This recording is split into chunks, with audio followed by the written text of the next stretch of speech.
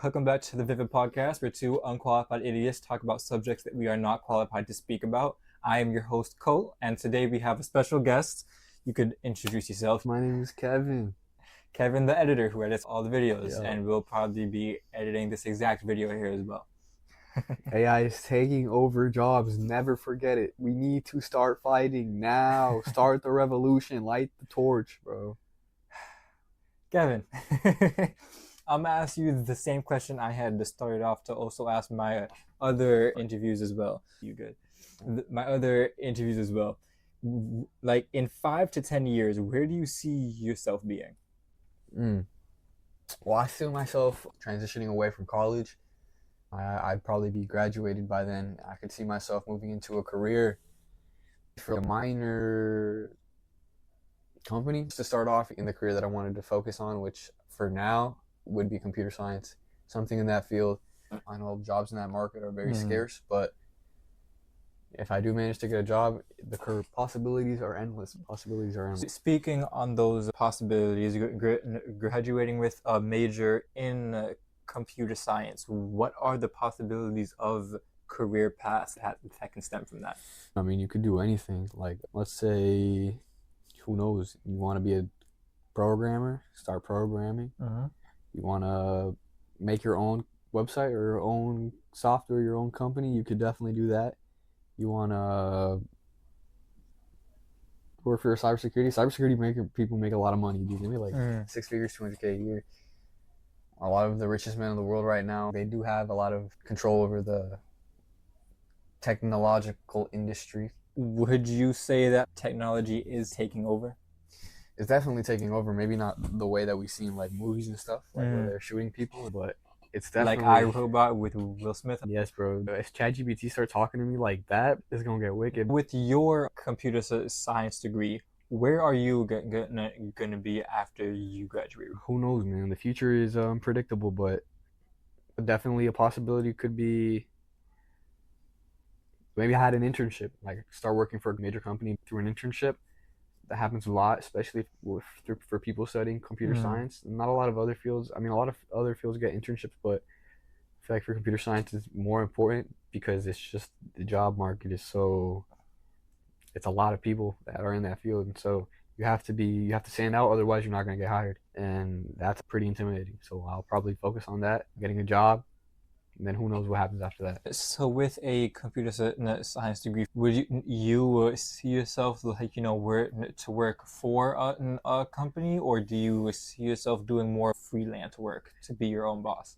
Starting off, I probably have to work for a company to get my grounds because I'm starting off in this field. Got to get my experience up. But once I do get my experience up, I definitely want to start my own business, start freelancing, be my own boss, not have to rely on higher positions. Yeah, just work in my own time, freelance, whatever feels right to me, because I feel like that's when you work under the least amount of stress, and therein you work better. I don't really prefer the whole work for somebody else thing. If it is your own source of income, it can be taken away from you just like that because either somebody else was better at your job or got replaced by AI or something.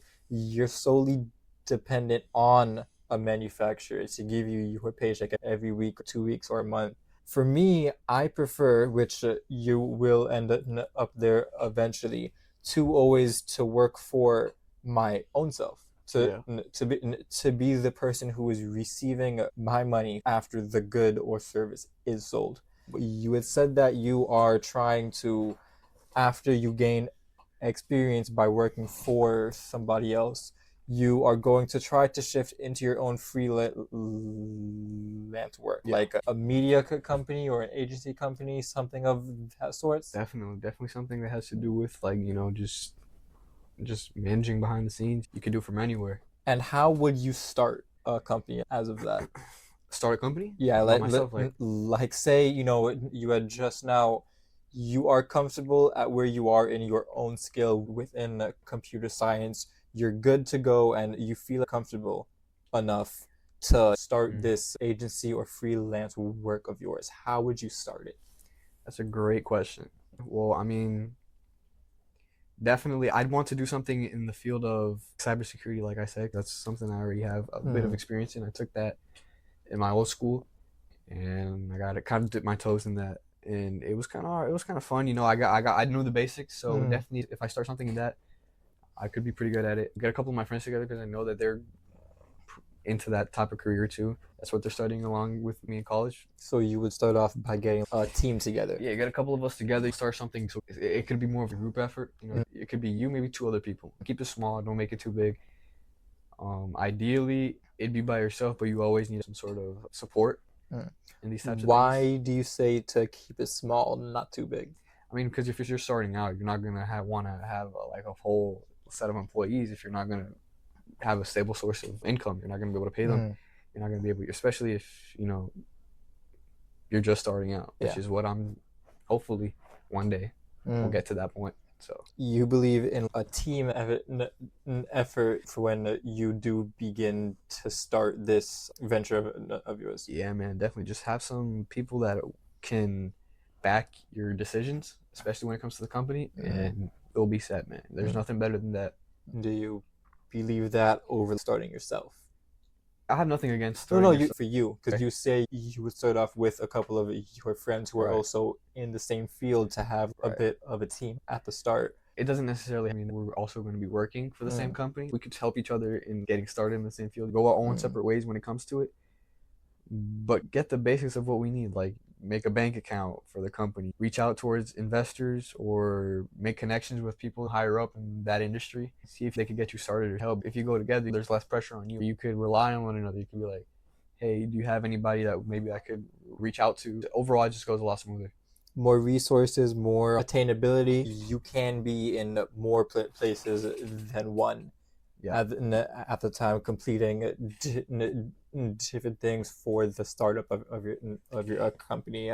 Precisely. So you had said that it would be your friends for that. Do you feel like to mix friends with a business like a startup such as yours is a good idea? I mean, like I said, it doesn't necessarily have to be we work for the same business. We could help each other get started in our own business and have that kind of friendly competitiveness, that rivalry that I would say is healthy because it kind of motivates you to keep going. I see no problem with it, but I could see how it could interfere if you want them to work for you, mixing friends with work. But for what I have in mind, I think we're chilling. I think we'd be good. So you have something more in mind of like accountability partners in a way. Yeah. So you guys are all doing your own separate thing for like your own brand or your own freelance work that comes with that itself, but it's like a really competitive area between the couple of you, which is motivating you more towards that. Yeah, definitely. So then ultimately the company that you are starting is in a way more by yourself. Yeah, it's my own company. Responsibility, it's my company, but they're definitely going to have an input in my decisions. Like a little board. Their name's not going to be on there. It's definitely just going to be my thing. In the end, it will be my decision to finalize. I hate these podcasts, bro. But yeah, it's fine.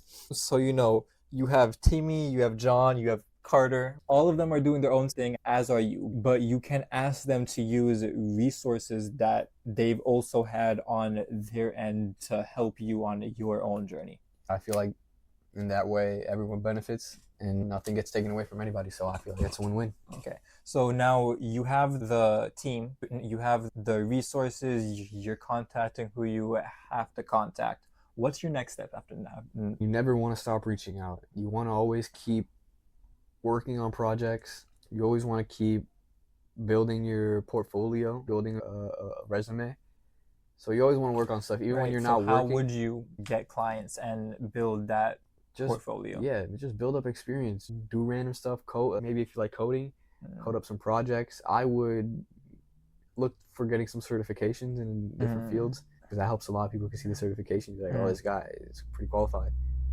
And so yeah, everyone goes about it their own different way, but you could definitely find your own path. It doesn't have to be specific. It could be go with the flow topic. It's luck. A lot about it is luck too. So So when you say projects, do you mean just like creating things on your own? Do you mean offering your services to certain clients at Mhm. the start for free to put stuff in your portfolio? You could work for companies. You could be like, you could reach out. You could say, I could work for you guys. It wouldn't even have to be paid, just so you build up that experience. Sometimes companies are nice enough to pay you anyway. Like, they know you're there for a short time, but they help you build up your resume and help you build up your experience, and that helps a lot, a lot, a Yeah. lot. Otherwise, you can be working at McDonald's, bro. Yeah.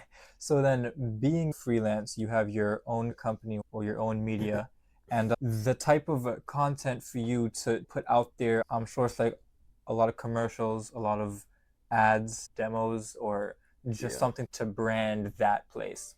Yeah, I mean, okay, so I'm just starting to get into this, but a lot of people in this field use websites like Indeed, because I feel like that's specifically made for, or like different forums that a lot of people go on just in case they need help with issues they have online on technology. They go in, they see, oh, this so and so is wrong with my laptop or something, and then there's people that respond. They'll be like, oh, try this, and those people, you can put that on your portfolio. Mm. When you want to get hired, people look at your experience on forums or on Indeed that you post, Mm. and it's just more experience. They look at that too. That sometimes even more than your work experience. So You know, a lot of people would turn that into their like, full-time career things like Indeed or other sites where yeah, you can offer your services.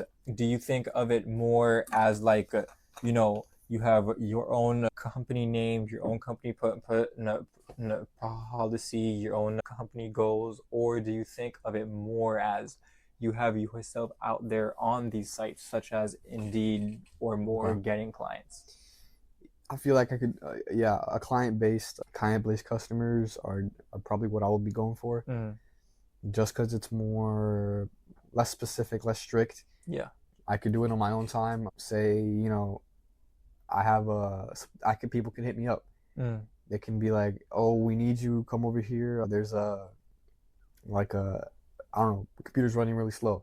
I could be like, yeah, no problem. Give me 5 minutes. I'll be over. Maybe if there's a part I need, I'd stop by and pick it up. oh, so you'll be more not only focused on like, doing content, but Anything, also bro. focused on like, computer repairs as well. That's something you'd offer? Sure, bro. The more services you can offer, the more money you could get. You could do more than just one thing in life.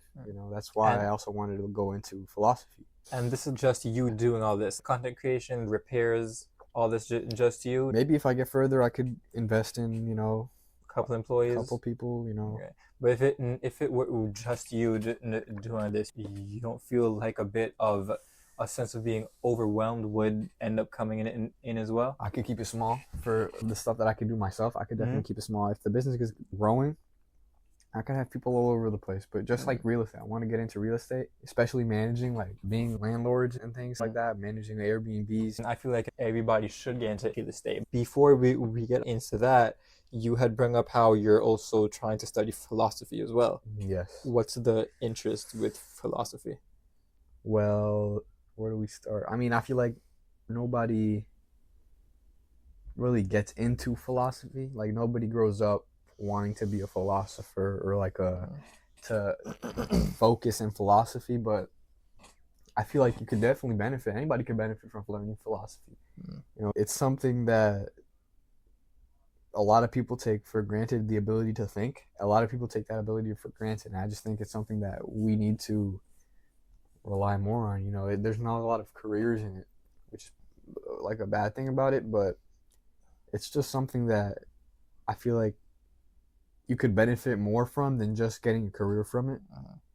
So when you say it is beneficial, do you mean beneficial as in career wise or self wise? Self-wise, definitely. There's a lot of beliefs and practices, not practices, more of like ideas and laws that a lot of people follow, and it changes their lives. A lot of philosophical books people read, and they come out a different person.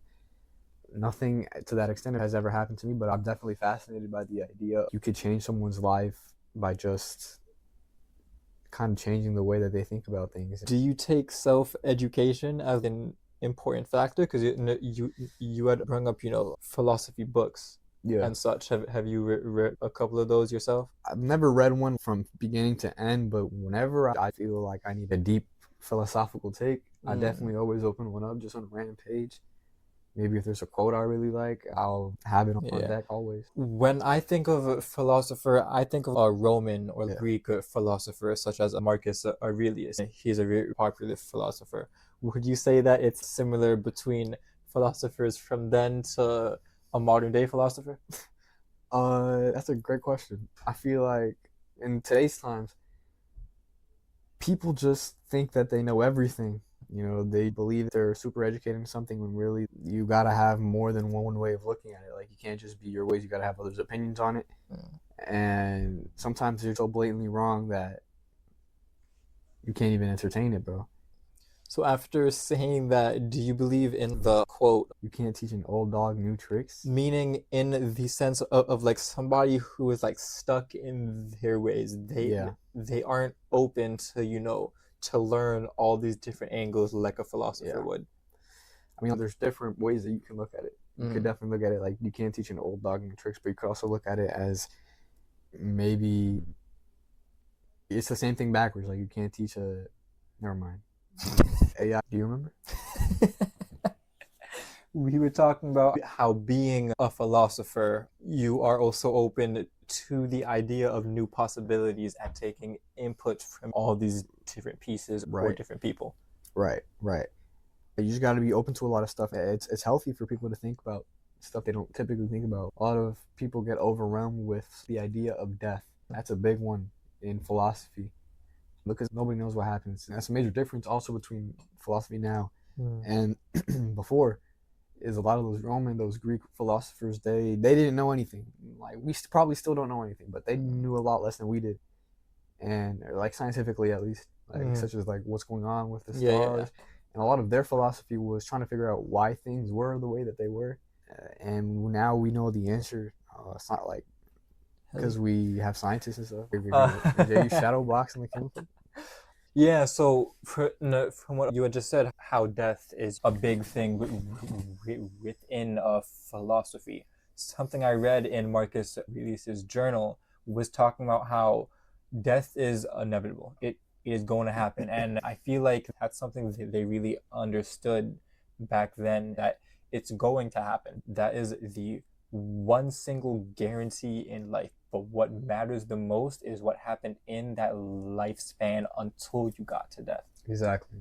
A lot of people when they hear about that they become nihilistic. Like they think, what is it all for? Like why am I alive? What is the point? And that's why perspective is a really important thing. If Exactly. if it comes to that, I got what one of his quotes tattooed on my arm right here. It says to Meditate on your meditate on your mortality. mortality, No which mortality. That's tough. which means we're all mortal. Yeah. We're all going to die, right? Mm-hmm. But here's the twist in Marcus Aurelius' his thinking, or any other Romans or Greeks within that time. Why waste it? We have one single lifetime, which is going to lead to death. So why waste any time being negative or thinking like, we're all gonna die? So Yeah. what is the point? And that's what I think of when I think of philosophy. Yeah. No, that's definitely a major way of thinking. Like things like that, that some people are pretty overwhelming to think about, but you just have to look at it in a different way. You can't just think about it like, oh, it's a bad thing because it comes to an end like death. It's a horrible, funerals, this and that. But you kind of have to also think about it in a way that can be like look at it on the bright side, right? Like, you got to look at it optimistically. We're all gonna die, so you're not alone in it. But the most you could do with it is try to do your best, make it your own. Gotta get yourself, make it a real one. Is basically what I'm trying to say. So, for people who are trying to study philosophy, you would say that it's more of something for yourself, for your own mind. It's not really Yeah, something you would study to get a career in. there's not a lot of careers in it. You could get really lucky. You could become an author, a spokesperson, or maybe go your own route with it. But I feel like it's more beneficial to your mind, to the way you think. You can keep your head in situations you typically would not perform as well in. So it's good for you more than it is for a job. Okay. Well, that's a great thing because a lot of people they are just trying to go into college because it's a part of the American dream. Yeah, It is what's expected of a lot of people going through the stages of life. yeah, You go to kindergarten, sorry, pre-K, kindergarten, elementary, yeah, the middle, then high, yeah. and then college after that, and maybe university after that. That's a really expected thing. So some people they don't know what to even major in or minor in Hmm. when they are going. They're just going because they think that's the next It's the step. college experience. Yeah, Yeah, the college experience as well. So philosophy is more, yourself, not career. right, All right. right. So you brought up earlier about being into real estate, right? Before I say my piece on that, why do you want to get into real estate? Well, I mean, my siblings right now, they're doing it a lot. My Mm, brother owns a couple of properties. He's making a lot of money. I look up to my older brother like in that way because he's pretty good with financials. mm, You know, he has his ups, he has his downs with the properties and stuff, but overall, it's a very stable source of income. And if right now he has two properties which he's managing, not including the one that he lives at, he's making a pretty good amount of money. So imagine if you take it a step further, you know, go look for houses in pretty popular areas like mm. places near the beach and tourist heavy areas. You're gonna get a lot of money coming in. A Yeah. lot of people reserve those places and rent them out, especially Airbnbs. And it's stable income, steady income. The house markets are is always fluctuating. And I actually have a plan on how to get started into that field. I don't know if I should gatekeep. Do you mind sharing that plan, or Uh, are you going to gatekeep? I'm a gatekeep. Okay, well then, if you had to get into real estate, how I would you? If I had to, I would definitely get my credit up. That's the Mm, first thing I would do. Get good credits, be good on my loans, have good connections with the bank mm, overall, because that's going to be your best friend in real mm. estate. You're going to want to ask for a lot of loans and stuff. So make all my investments, keep them separate. This is going to be an investment, but like say for other stuff like stocks, Oh, keep that so separate. so you would keep those investments separate from your property investments. Yeah, my Okay. property investments, because I feel like my property investments are probably going to be, if not my main source of income, my secondary, like a really big source of income. Or just like a passive source of Yeah, a income. passive Yeah. source of income where I don't have to be working all the time, where I could just have like once every week go to a Yeah. property. You could spend about 3, 4, 5 months to fix it up first Yeah, when you first get it, and then after that, you barely have to take a watch at it again. exactly. Okay. Yeah, and I knew a friend of mine who won the lottery. He won a million, and with that million, he put it into different properties. What's his name? Don't worry about that. A bunch of different properties. He bought 5 here in Miami, Oh, for right? real? Sorry? 5 in Miami? Yeah, for That's around still a that. lot, bro. In Yeah, Miami? in Miami. He bought a couple around there, and ever since then, it was the best decision he could have made. I'm telling you, bro. People go a lot to Miami. My brother has one like not even that far from here, and a lot of people go to because it's right next to the stadium. So whenever there's a big event like the F1 races, a lot of people came. It was booked for months. It was crazy. With real estate, I put it under the category of assets. You could Yeah, agree definitely. with that, yeah. So as assets is income generating. Yeah, Putting that into your asset column also fills up your income as well. Instead of you working a job yourself and that being your main source of income, a lot of people spend all of that money that they are getting from that income on liabilities. yeah, And that money is just going straight out the window. What I have been trying to advise a lot of people as of late is to, instead of putting all of that money into liabilities, put it into things to fill up that asset column, such as property. That's like the biggest one lately. And then, there's stocks, Bitcoin, crypto. IOUs. Those things generate you more income than just your job. Yeah, You don't have to be afraid if you lose that job because yeah, you already have all these things under your asset column filling up your income column. yeah. Everything I just said is from a book called Rich Dad Poor Dad, right? Tap in. It puts it straight and simple for you. You have your income, your assets, your liability, and then your expenses. This is called a budget sheet. A lot of people generate their income from their work, but all of it goes into expenses or liabilities and then out the window. But now let's say what if somebody were to put the income generating from their job and put it into their asset column, either slowly investing it into stocks, either saving some money to then invest into a house, right? Now those stocks and real estate is filling up your asset column, and that asset column goes back into your income column. Exactly, yeah. And you really have to make your job salary well. You have to separate at least, I would say, maybe 5% for investments. I really want to open a Roth IRA. I just turned 18, you know, so I can do that. It's the best thing to do, yeah. I want to start putting some money in that by the time I turn 50, maybe a little bit earlier is when I'm trying to retire, you know, hopefully if all goes well. It does depend on the bank that you're with, because some banks offer 3% interest on what you put in there. Some banks offer up to high as 15% interest. Yeah, I looked a lot into credit cards and stuff. Right now I'm rocking with Freedom Unlimited, Chase. It's not bad. Nah, you don't ever give out. Bro, I got no money, bro. Don't even try, bro. So yeah, Roth, you were speaking about Roth and that. Crazy, yeah, bro. You should definitely invest in it. It's going to the moon, bro. And you said that it's how you put all the money you are getting from your job salary, right? Yeah, you always want to take a cut, not too much, because you always want to leave some for other assets, liabilities, and whatever you want to spend on. Yeah, you want to leave a space for things such as, you know, food, travel, yeah, obviously, anything like that, groceries and stuff. Yeah, but it's your money in the end. You could do whatever you want with it, but the smart thing would to be invest early, you know? Definitely get started at a young age, so by the time you take it all out of the investments, money, bro.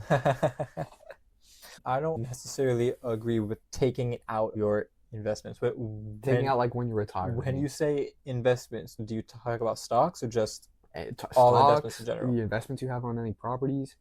Like if you have properties, you could keep them going, but if you get to an age where you're not able to manage, you should just take it out to keep it for the money for yourself, because at that point the money's probably raising value, and just live out the rest of your life however you want. Would you sell the house? If you're old, you're not going to use it any longer. Focus on yourself. That's the main thing. If you're old, you're retired.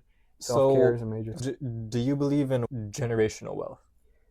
But I also believe in, you know, you have enough money, you worked for it, you could give some to your children, keep that money going down through generations, but you also want to pass down the work ethic. You want to pass down, like, you guys should follow in my footsteps, my children, if you guys want to follow. So instead of just selling the house, wouldn't it be a better idea to sign it over to your children, or put it in your will that when you pass, the properties go to them to manage or live in? Yeah, you could definitely pass that business down, but then it would become their problem. And if they don't want it necessarily, if they wouldn't, like, I wouldn't want to force anything on, such as my responsibilities that I had when I was alive. I wouldn't want to force that on my kids, especially if they're just starting out in that field. If they have no problem with it, by all means, get rich. But I can't force them. We're coming to the end here. Okay. Oh no, we're only 30 minutes. It's fine, bro. It's fine. This could be a short one. All right, so I'm gonna do like little rapid fire thing here for you. A couple of questions on advice that you would give to people in these fields. I wasn't prepared for this, bro. So, I mean, that's a good thing. That's the point. I'm testing you right now.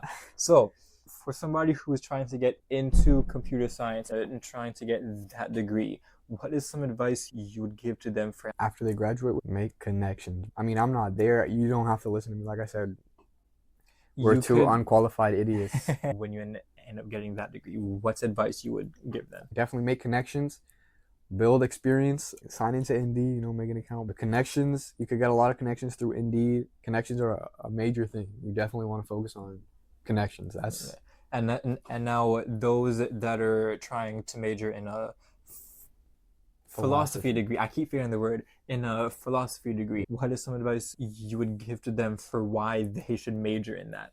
Okay, so why they don't major in philosophy? If you don't like, philosophy is a really good, no, but philosophy, low-key, if you have a way of processing that you think is unique or deep, or you think you can, you know, You have views that are pretty out there.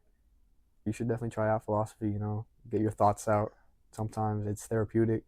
Anyone can benefit from it. So definitely check it out, you know, or just watch YouTube videos on it. Sit there and think. And then why should somebody get into real estate? If you want to make money, bro. Definitely. If you want to make money, get into real estate. That's a big one. My sister's a real estate agent, and you work very little. You're just a real estate agent, like you go and sell houses. It's a lot easier. You don't have to work as much, and you get commission out of every house you sell. So if you sell, let's say, 2 houses, and you get, I don't know how much commission is, but if they're really expensive houses, commission. 20% commission. Let's say you sell really nice houses in the Miami area, $1 million houses. Those are really expensive houses. 20% commission. 20%'s a lot. 20% of 1 million is $200,000. And if you sell 2 houses of that price in 1 year, who's my fault? You can goddamn AI better glasses. you could make $400K, bro. That's crazy. That's almost $500,000 in a year. Like I said, I don't know if this is how it works or not. I'm not really well, agent. that's in the area here in Miami because the houses are worth that much. Yeah. But most people that I know are flipping houses for like, 500. Houses are expensive, which is why I don't tell anybody unless they have the money for it. You have to be all into it, or okay with taking that risk of getting a loan from the bank that big. If you're able to, then go for it if you can. But if you can't, I would suggest to start off small. And not here in Miami. You may get lucky and find like, I don't know, a $30,000 or $50,000 house. It's gonna be in a shitty neighborhood and hood, really messed up. The ghetto. But you can start off there if you're here in Miami. But I know other places like Georgia, which is right there, you can get a house for like $8,000, $10,000. My brother, which is really smart, he's looking at houses he bought one. He bought a house in Tampa, and a lot of houses in Tampa got practically destroyed by so the prices on the properties are really low. Some people be like praying for literally natural disasters. They got parlays on natural disasters, that ass, because they're gonna make money off of it. You buy the house really low, flip it to make it nice, and then boom, free money. What is your just advice you would give to anybody who's just looking to invest? Oh, invest. Okay, let it be stocks, Bitcoin, gold, whatever. Trust your gut, man. Follow your passion. Whatever you think you should do, just do it. That's the only thing I can tell you, because you're in your own shoes. I'm in my shoes.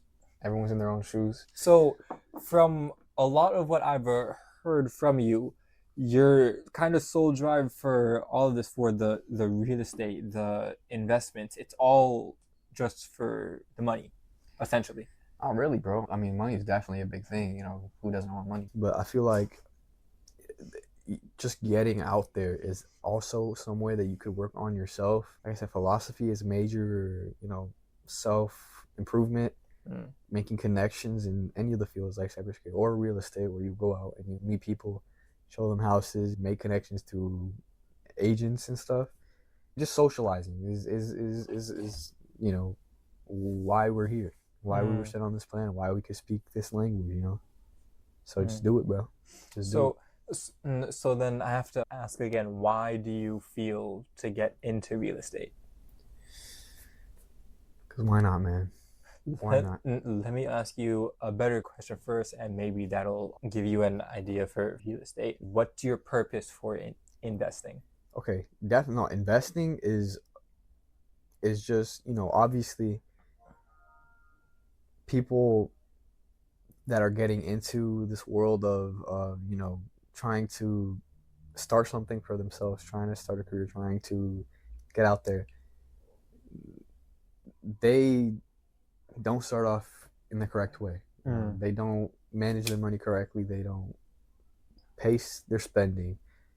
If you start early in investing, you just build habits that are essentially lifelong. Like, you start building habits that are going to be with you until you turn 80 years old. So building those habits are going to be with you till the end. It's all about self-improvement and making sure that you're in a right place to be where you are. I don't understand how that ties into investments, though. What do you mean? Like starting off and making Good habits such as investing, yeah. investing. Okay, I get that, but not like if you just focus on investing, like on stocks, Yeah. the stock market. Yeah. What is your purpose for investing into stocks? What's the reason for it? Okay. I mean, I don't know if I would invest in stocks a lot, but if you're into What would that, you invest in aside from houses? yeah, I would invest in properties, real estate properties. I could see myself investing in stock markets on the small business end. Yeah, I did say it. But Roth IRA. yeah, Basically, like funds would be your main top one. stuff that will work for me in the long run, you know. Okay, and your purpose for that is to set yourself up for when you do get to the long run. Yeah. Okay, You want now to do the hard stuff first, and then easy stuff last. that's what she said. So that's your purpose for investing. Now for real estate, what's your purpose for trying to get into real estate? I said this on my last interview with Hunter. If you're going to do anything, it should be with a purpose. Anything for the sole purpose of just this will make me money. Yeah. It's not going to be something you're going to be attracted to all the time. It's not something that's going to drive you to always do well in that field. So what's a purpose for getting into real estate? Like I said, my siblings work in that field. They have a strong grip in that field. So knowing that they enjoy doing that, like they all are going to have a foot in that field, it kind of motivates me to be like they'll always be there. They always know how to help. It's something they can help me with a lot. So we got to stick together. Sort of like a family business, but not officially a family Sure, business. bro. I'm so down for that. Yeah, why not? All right, so last rapid fire questions, just end it off like a single sentence quote for each one. Give me a quote that you would give to somebody who is getting into computer science. A quote? Just like a simple, quick, fast quote. Okay, getting into computer science. Don't leave your computer unattended, bro. Now philosophy. A philosophy? Yeah. Just close your eyes and think, pony boy. Investment. Bitcoin is going to the moon, man. Who's next? And real estate. Real estate? Invest in a duplex. All right, you guys. This episode with Kevin gave a lot of insight on career path within computer science and just media in general. You are mewing like a motherfucker over there. You know that, right? Strong edge on that. Oh, this whole thing? So, career path within computer science. His reasoning for him and also trying to study philosophy as well, and the philosophical view behind that. His choices on why he chooses to invest it into things such as stocks or Bitcoin or Roth IRA, and also real estate itself, and why it's such a good thing to get into, to own all these properties. All right, yeah, bro, you killed it. Anything you are trying to leave to anybody who is in your position seeing this right now? In the end, man, follow your passion, you know. Just do what you want. You are behind the steering wheel. And stay golden, pony boy. Alright, you guys, this is Vivid. We are two unqualified idiots who have no idea what the hell we're talking about because we are completely unqualified to do so. But if you can take something interesting from this conversation to apply to your own life, we wish you the best of luck in that, and you guys got this. All right. Told you, let's see how long does it take to edit it normally.